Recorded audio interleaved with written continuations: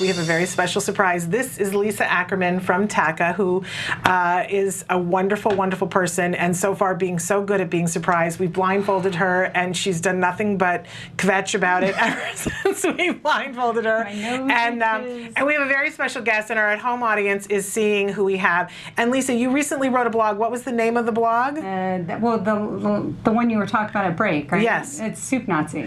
And so what was the name of the blog, though? Do you remember? Yeah, No Soup for You. Okay, so I would like somebody to say something to you while you take off your blindfold at the same time. You ready? Am I supposed to do it now? Yeah, take your blindfold off. No soup for you! Oh my God! This is a thrill! Hi! So, oh my God! Soup Nazi gets a hug. How do you like that? So Lisa, I would like to introduce you to Larry Thomas, the Nice to meet you. Emmy-nominated actor who portrayed the Soup Nazi on Seinfeld. We were able. You get stopped on the street. For like, Sometimes. We saw your blog and we sent it to Larry and said, here is an autism mom who has compared her experience to the Soup Nazi, and he very graciously agreed to come in and surprise you. Did you have any idea? No. Good. Very hard to keep a secret from you. Of all things, what did you think was going to be there? You know what? It could have been a pony. It could have been so bad. You're so random like me. I had no idea. No, but first we have to thank Larry for coming. I thought you were going to say it was a neurologist that really had no bedside manner or something. Too funny. I have to thank Larry for coming and being a part of this surprise. My pleasure. And we'll probably take just a short break, and we want to come back and talk a little bit with Larry about why he was willing to do this and disclose. But I just love seeing your face. Oh my gosh, it's so cool. Like, I have so many questions for you. Oh, good. And as do I. So we're going to take a very short break and come back with Larry Thomas and Lisa Ackerman. Stick with us. Awesome. Welcome back to Autism Live. If you just missed it, we surprised Lisa Ackerman, founder of TACA, Talk About Curing Autism, with a special visit from the real Soup Nazi actor, Emmy-nominated actor Larry Thomas. He's really nice. He is nice. I know. I was kind of scared at first. Like, what's he gonna do? Not at home. And you're Not at home. And you're very known for playing, kind of evil sorts of guys. Yes, I heard Jim told me you watched Redemption. We did watch Redemption last night, a film that you guys should be watching. It's on Netflix. Okay. And can I just tell you, you sported some really good teeth makeup in that. You have lovely whites, but it was a lovely character, but it was just sort of shocking. Now with everybody having beautiful white teeth, apparently this is a thing where actors, you have to have your teeth dirtied up. Yeah, they had to put all this brown stuff on my teeth to make them look rotten. And how did you want to brush your teeth? Like every 2 minutes? God. Was it gross? It really, you didn't realize you had it on. I mean, you can't really feel it. So I almost went home. At one point, I almost left the set, and the makeup girl goes, "No, wait a minute, gotta get that stuff." So and people can find that on Netflix because that's how we watched it last night. Redemption for Robbing the Dead. Yes. Because I think there's another Redemption. Okay, Redemption for Robbing the Dead, and so you can see Larry in that. And of course, you probably all saw him play the Soup Nazi on Seinfeld. Truly an iconic character. You were nominated for an Emmy for it. That had to have been kind of an amazing sort of thing because you were just being an actor going through your life, and then you got the call that you were going to be on Seinfeld. Big deal, I would imagine. For where we were at that time in our acting lives, it was a big deal.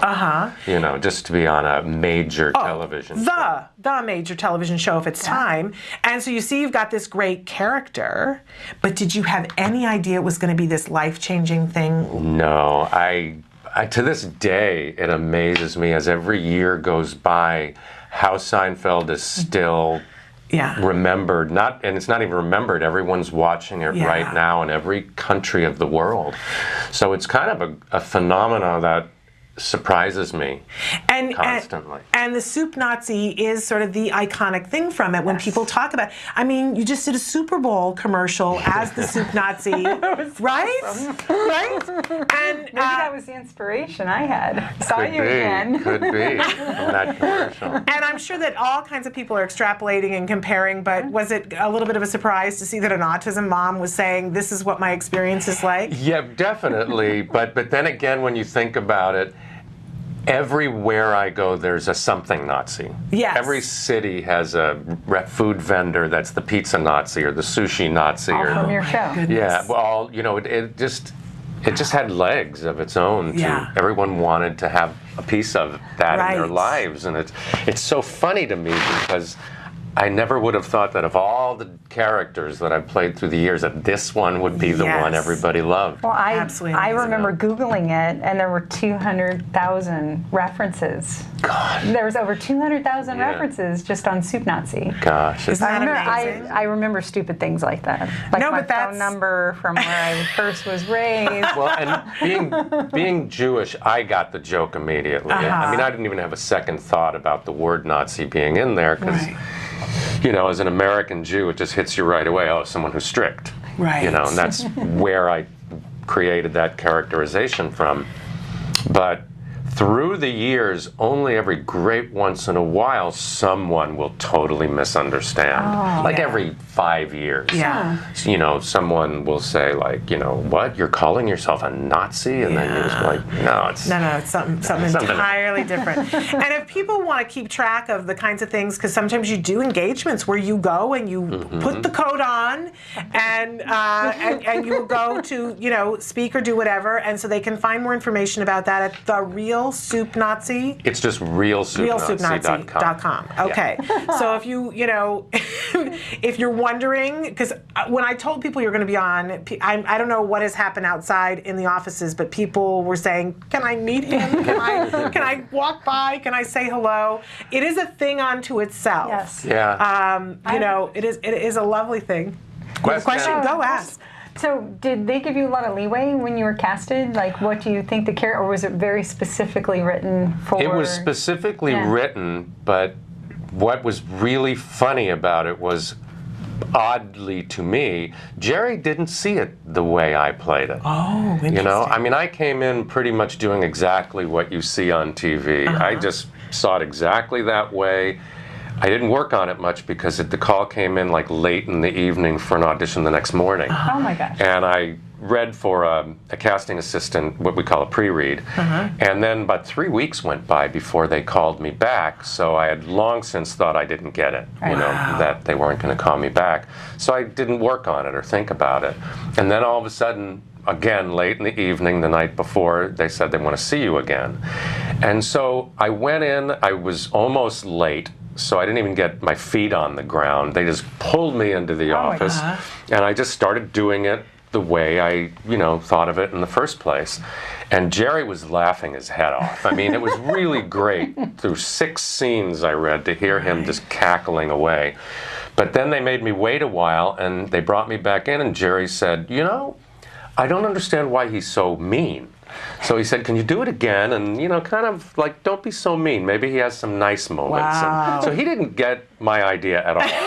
He laughed at it, but he didn't get where I was going with it. You know, that this Interesting. guy's never nice. You know, Right. this is him being nice. You know?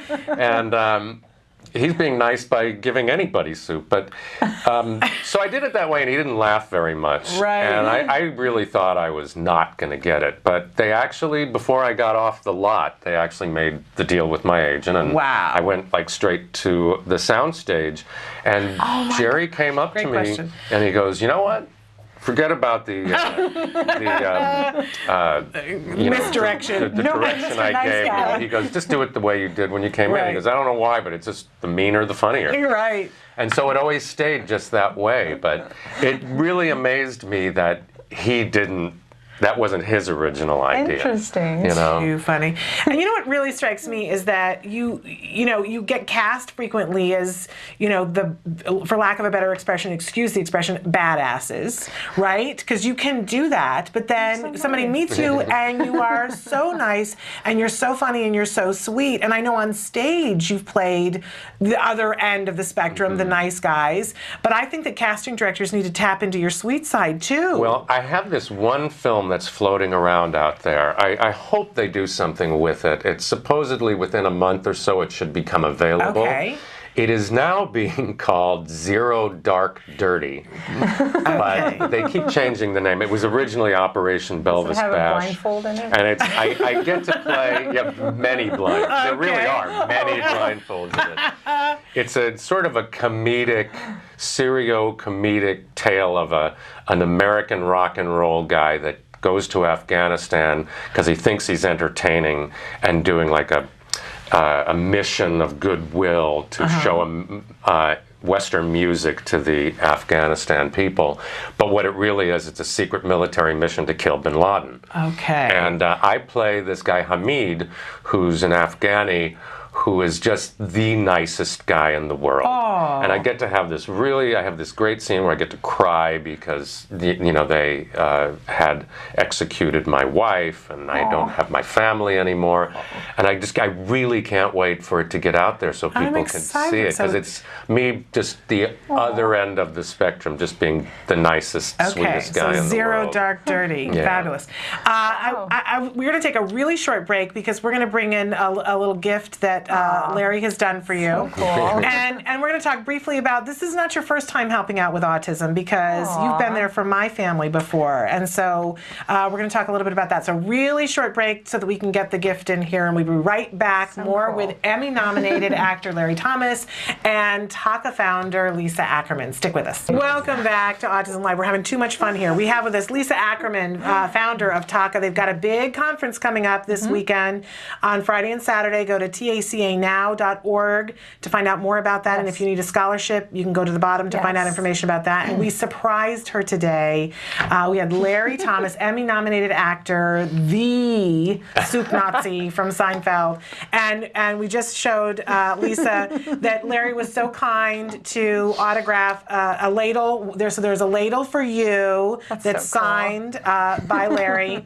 And then we have another one for Taka, so you can take that and raise funds with that. You can auction that or whatever you decide to do with that. Yeah. And then Larry has also graciously done one for autism care and treatment today because I promised Nancy Allspaw Jackson that would go to her. Yes. So we will make sure that she gets that. But I have to say too that this is not your first rodeo show for autism because and we talked about this a little bit during the break, that Larry is actually, you're a very good friend of our family. You went to college with my husband and you were at our wedding, and I don't think I knew at that time that, like, I don't think I had put two and two together. Like, I knew you as Larry, my husband's really good friend who was a great actor, but I don't think I knew you as the soup Nazi, so I think that might have been a surprise after the wedding.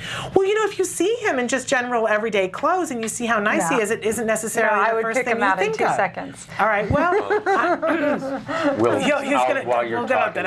get music, right? But anyway, and he's got this fabulous, sweet manner and smile.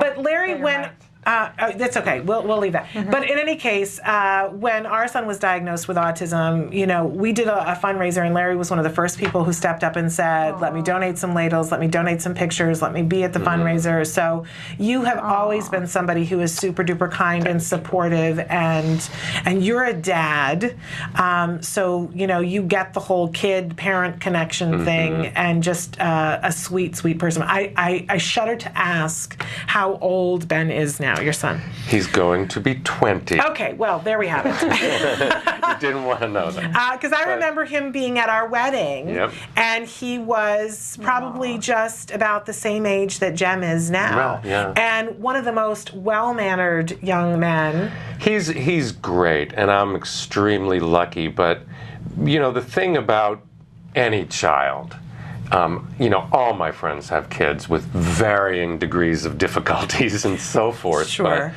But until you are a parent, you don't realize what an almost impossible job it is under the best circumstances. Yeah. You know, disciplining a kid is the most painful, awful thing you'll ever do.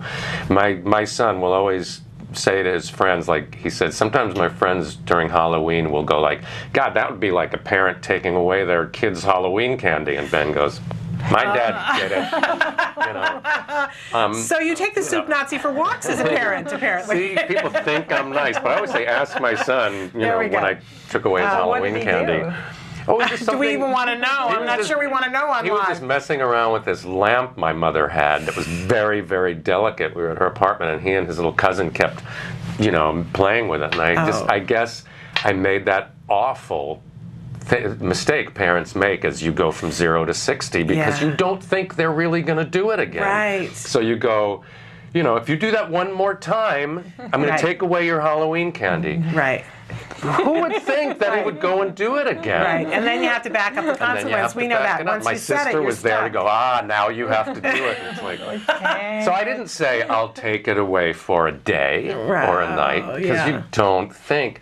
So it's really a learn as you go, heck of a job. So anything that makes that job even more difficult or complicated, my heart just goes way out because I had such a hard time. Well, you've been very sweet to us, and it was so sweet of you to give your time today to come and surprise a good friend and a wonderful autism mom. It was a good time for me.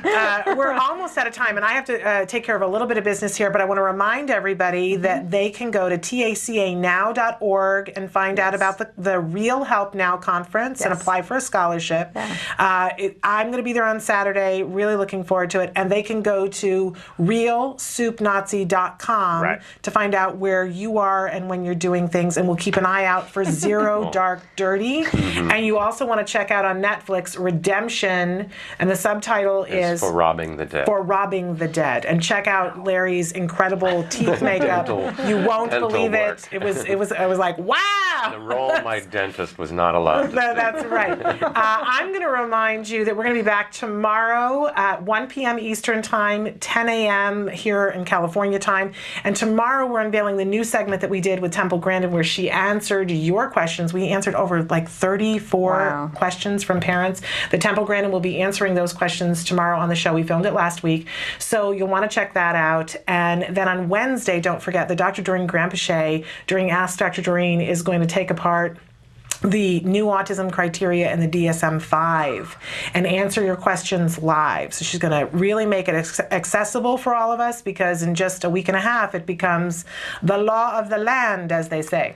So she'll be taking your questions live on the show. So all of that and more this week. What an exciting week that you've kicked off for us. Thank you. And how funny that, because we do this little show and we like to be as fun as we can because, autism all the time, right? Yeah, it can be a little challenging. We have to have a little fun. Yes. And so you did the hard work for us because you put Autism and Soup Nazi together. All I had to do was ask and he was willing. Thank you. So thank you both You're welcome. for being here because I know how valuable both of your time is and the fact that you were here. I'm going to walk around with a stupid grin all day long. Oh, good. So wonderful. And I didn't Love check. this. Isn't that wonderful? And as I said, we're going to get one of those to Nancy. And somebody wanted to know about your experience on Seinfeld Sidekicks. And we have like 10 seconds. It was the game show The Weakest Link. And just quickly, my whole recap of the show is the only reason people answer things wrong on a game show is because they're nervous. I couldn't even tell you what my name was the first 3 rounds. I was getting all kinds of things wrong that I knew easily. And horrible. then the lady, the mean lady, she tried to trap me in something and make fun of my career. And she said, so you can't get work in film or TV. I was doing a play. She said, so you can't get work on film and TV. And I don't know where it came from, but I just went, I'm on TV right now.